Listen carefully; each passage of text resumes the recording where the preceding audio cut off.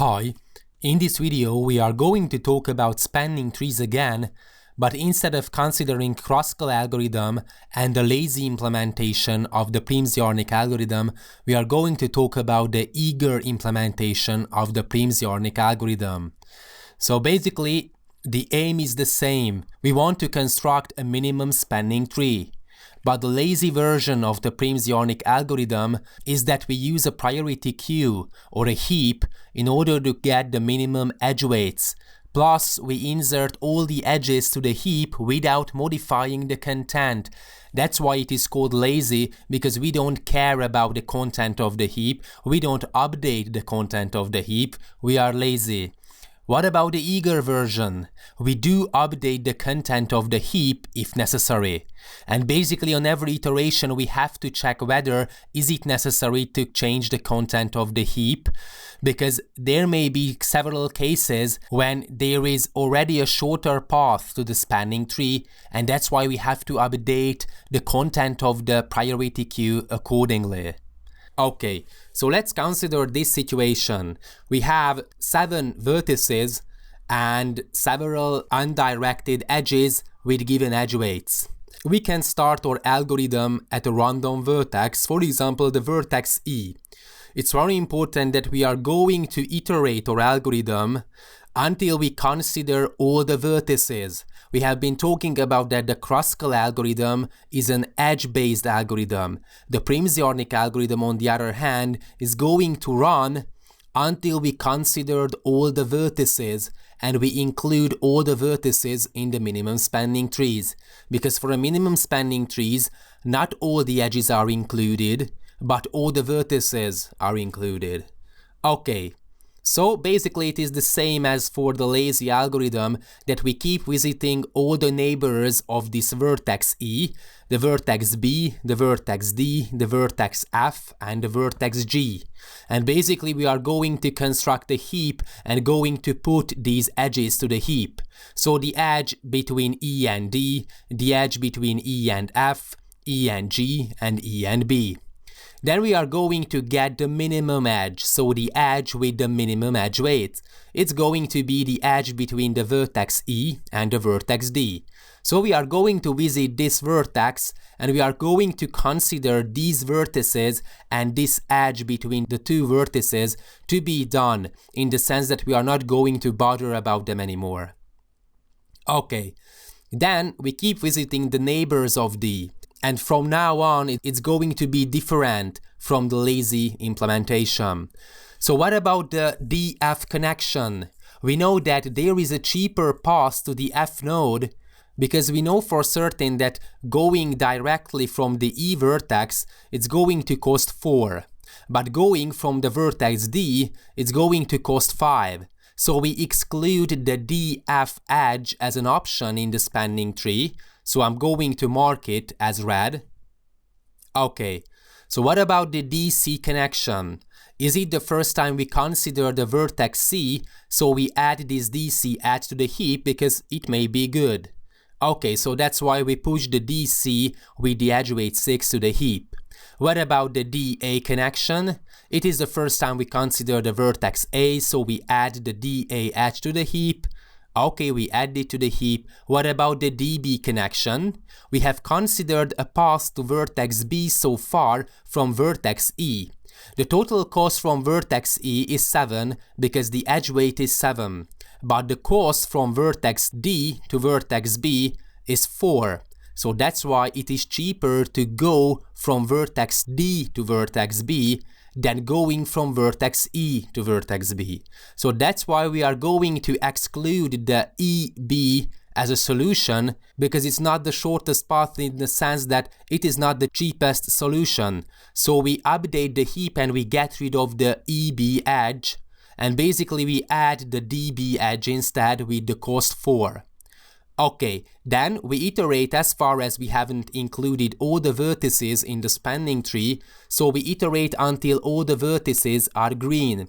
So we get the item from the heap, it's going to return the edge with the minimum edge weight.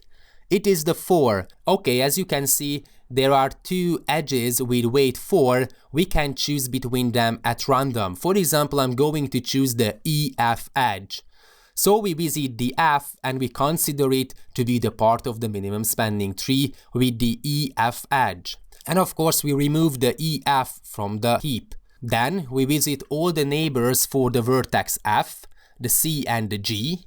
And we pose the question that what about the FC connection? We have considered a path to vertex C so far from the vertex D. The cost from vertex D to vertex C is 6. The cost from vertex F to vertex C is 3.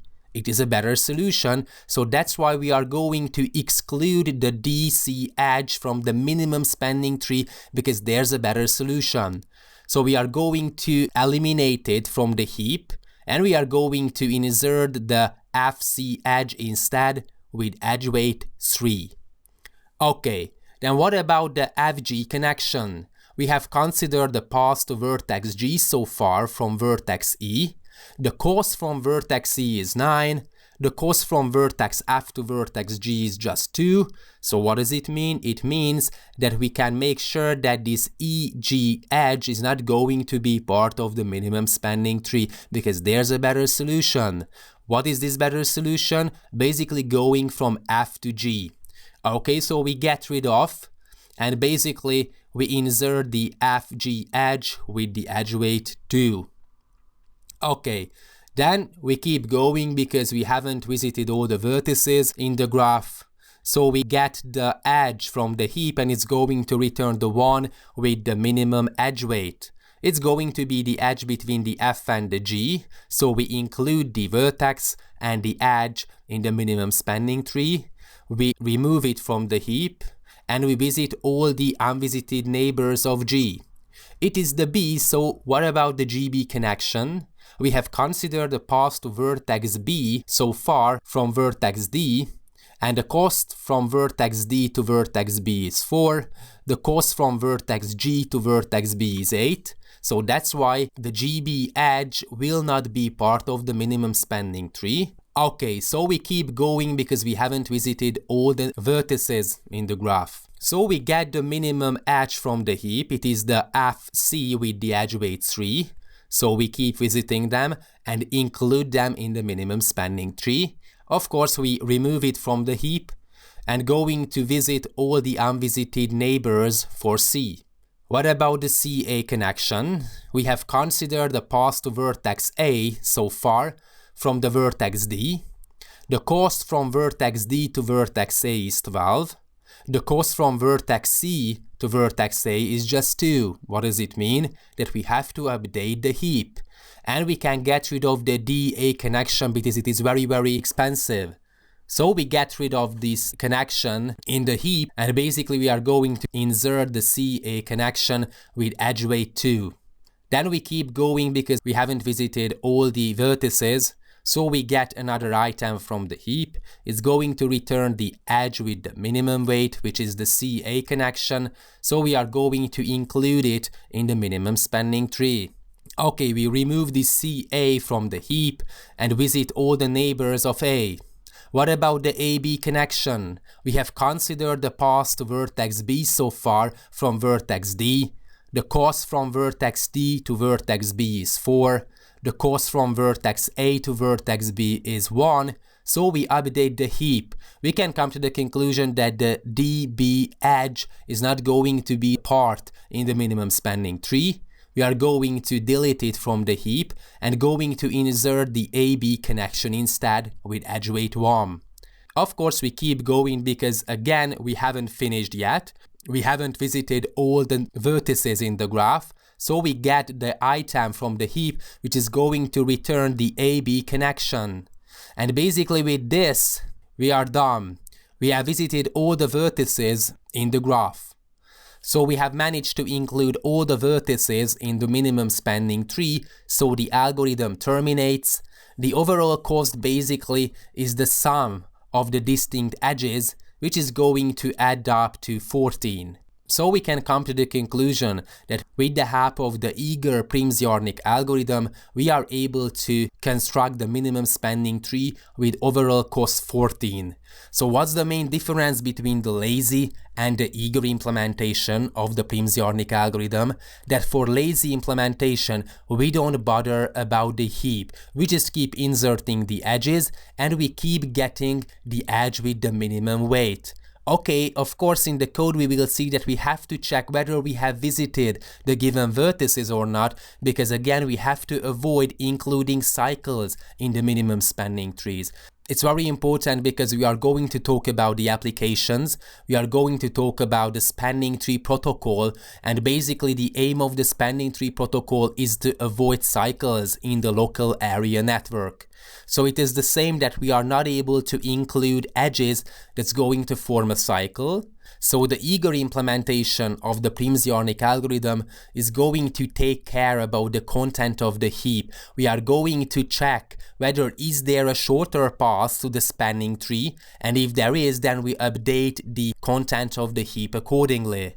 And basically it is working fine, as you can see. So that's all about the eager implementation. Thanks for watching.